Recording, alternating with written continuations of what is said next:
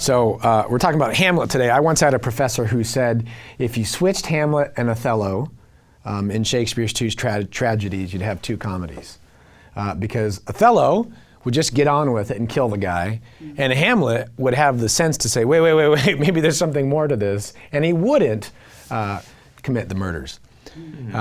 So that brings up the question with Hamlet of why does he wait so long? He seems at the very beginning of the play, the ghost of his father, seen by more than just himself, speaks to him from beyond the grave. He even gives him some details about his most foul murder and says, avenge this. I mean, it couldn't be clearer, the instructions or the reasons for the instructions. It plays into the fact that Hamlet already hates the guts of his uncle, now stepfather, and not just because he's taken his own father's place, but because there's something about Claudius that should make us nervous anyways. I mean, there's all sorts of reasons in the world of this play for Hamlet to get on with it and kill him. Not to mention issues of, just garden variety, power hungry issues. It'd be kind of nice for him to be king. So he waits till the very end of the play, and even that sort of, he seems to be kind of, it seems to be part of this melee at the end. Why this, in the world of the observer in the theater, why this 3-hour gap? But a much longer gap, of course, in the world of the play before he takes action. Well, one thing to consider is that what he's asked to do is revenge, and especially within the Christian context, revenge is not right. Revenge is something that's supposed to be left to the Lord to do. And you see in the famous scene where the king is praying and he has his chance there to take revenge, and he spares him. You might even think of David sparing Saul when he has the chance, because he knows revenge is not right. It's because he wants him to go straight to hell, though. He's not doing that because he's pious, really. You think it's because he's pious? I think that that the Christian sensibility that just informs our thinking gives us a reason to have reservations about revenge. And we see it more clearly, say, in a play like Romeo and Juliet, where we see where the cycle of revenge is just bad, and if it can be broken, that would be a good thing. So that might, even if ultimately Hamlet is supposed to avenge, to restore order, let's say, the way that he goes about it has, being in a Christian context, can't be revenge and be completely moral.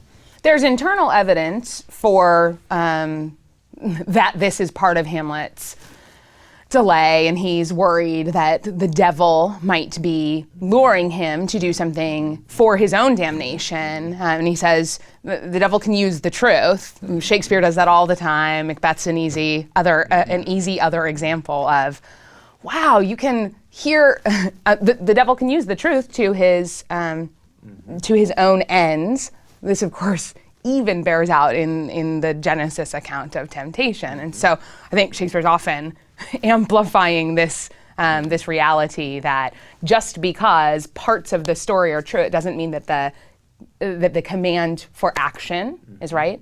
The other thing to say is there's external evidence. There was actually a huge proliferation of revenge tragedies in the Elizabethan and Jacobean era that do not demonstrate the same kind of reflection on the difference between divine vengeance and personal vengeance. So Shakespeare seems to be doing something quite different with a genre that's hot for the time. It's interesting, though, I think, from both of your comments, they incline me to think that Hamlet has something laudable about him that's holding him back. And in my experience of reading the play over the years, there's very little that's laudable in his staying his hand. Now, it's certainly a good thing, I think, as Christians to think, well, he's hesitating in his revenge. That's just objectively good. But it's hard for me to see that cashing out in terms of a holier kind of orientation. Well, of his just in heart. your opening idea of if Hamlet had been in Othello's place, some of the virtues that Hamlet has of deliberation and not being hasty and taking action. I guess I take it that I don't read those as particularly virtuous on Hamlet's part in the play. I could see how they could be virtuous in certain contexts, but to me, they read as this kind of more diseased form of reflection. One of the things I find admirable about him is that he doesn't pretend certainty where he does not have sufficient grounds for certainty. He is very preoccupied with the possibility of his own ignorance, his own mistakes. He's preoccupied with that. I'll grant that it seems like mature human beings need to move forward beyond their preoccupation with the complexity of knowing what to do in the world and what's true. I think Hamlet does, though, and that's there's this turn in Act 5 where I think he has some healing and is able to say profound things about providence shaping our ends, rough hew them as we will, and he's willing to let things be. So he makes that move, and that's where I think it's even more grievous that Hamlet dies and can't be the hero of Denmark because I think he gets to the place that we want mature folks to get. I think maybe if you think of his capacity to deliberate and to think through things as a virtue, you can also think that one way of understanding a vice is it's a virtue that's taken to an extreme or it's not appropriate in the situation. And so what initially is a virtue in Hamlet, in the situation he is, actually does cause an interminable delay, and it keeps him from doing the thing that he's supposed to be doing. And so that it's for people that have a deliberative kind of tendency, it forces us to think about when do we need to just stop thinking and get the job done? When do we need to push this into action? There's so in addition to, I think, those particular virtues that become obstacles, he also has something like psychological depth. And I mean, Shakespeare is so brilliant at giving us a glimpse of the depth of a person's psyche.